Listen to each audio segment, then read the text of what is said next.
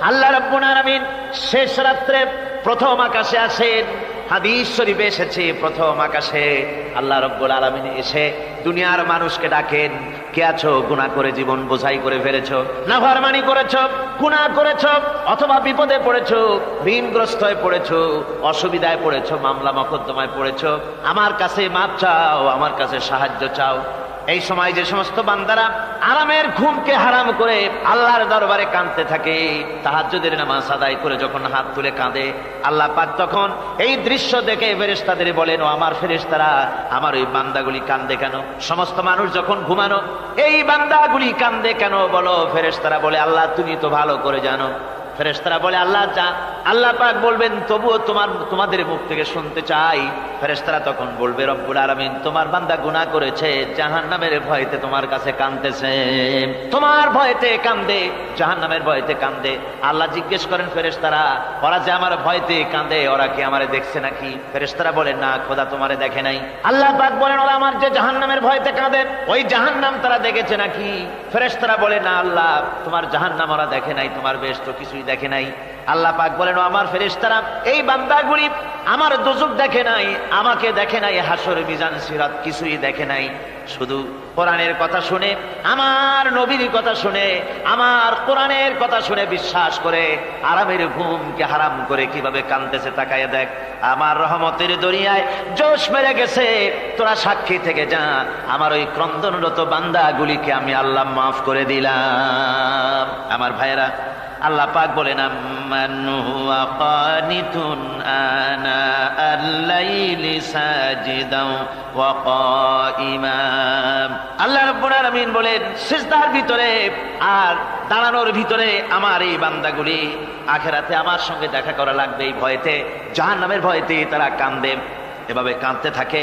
আর আল্লাহ পাক ওই সময় তাদের গুনাহ মাফ করতে থাকেন। কোরআনে কারীমের ভিতরে আল্লাহ পাক বলেন, সারা রাত ঘুমাতে আল্লাহ নিষেধ করেছেন, সারা রাত যেন ঘুমায় না, পাইকারি দরে ঘুমায় না, একটু জাগো। ওয়াজকুর ইসমা রাব্বিকা বুকরাতাও ওয়া আসীলা। সকাল এবং সন্ধ্যায় তোমার প্রভুর, তোমার রবের জিকির করো, স্মরণ করো।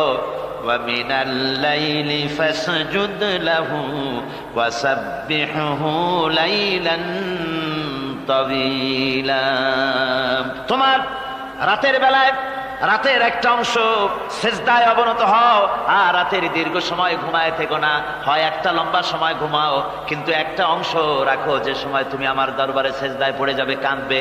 আমার বন্ধুগণ, রাতটা ওয়াজআলনাল লাইলা সুবাতা, আল্লাহ রাব্বুল আলামিন ওয়াজআলনা সুবাতা ওয়াজআলনান নাওমা সুবাতা ওয়াজআলনাল লাইলা লিবাসা, ঘুমকে বানাইছেন আল্লাহ শান্তির বাহন, আর রাতকে করেছেন আচ্ছাদন। রাতকে কি করেছেন?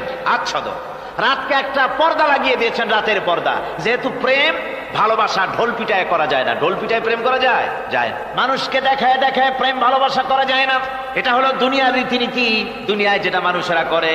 আসল সবচাইতে বড় ভালোবাসার পাত্র হলেন আল্লাহ, মাসুক হলেন আল্লাহ, আশেক হলো মানুষ। আশেক এবং মাসুকের ভিতরে প্রেম বিনিময় হবে, ভালোবাসার আদান প্রদান হবে, কথোপকথন হবে। এজন্য দিনের কোলাহল পূর্ণ অবস্থায় তা হয় না বলে রব্বুল আলামিন বলেন, আমি তোমাদের জন্য রাতকে একটা আচ্ছাদন, একটা পর্দা বানায় দিয়েছি। এই রাতের পর্দার ভিতরে থেকে আমারে ডাকো, আমাকে, আমার কাছে তুমি আমাকে ডাকো, একটা লম্বা সময় নিয়ে আমাকে বলতে থাকো, আমাকে ডাকতে থাকো।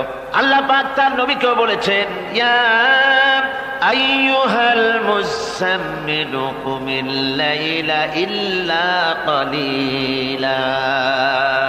হে চাদর আচ্ছাদিত ব্যক্তি, রাত্রিকালে সালাতে দণ্ডায়মান থাকো, কিন্তু কম, সারা রাত জাগার দরকার নেই। একটা অংশ জাগো, যখন তুমি আমার জন্য কাঁদবে, আমার জন্য সেজদায় পড়ে থাকবে। সাহাবায়ে কেরামদের সঙ্গে রোমকদের লড়াই হতেছে, রোমক সৈন্যরা যুদ্ধে জিততে পারতেছে না কিছুতেই। এরপরে তারা গোয়েন্দা বিভাগের লোক পাঠায় দিল, এদের সঙ্গে জিততে পারি না কেন, একটু খুঁজে দেখে আসো রাত্রে এরা করেটা কি। গোয়েন্দা বিভাগের লোক সারা রাত ঘুরে ঘুরে তারপরে এসে রিপোর্ট করলো।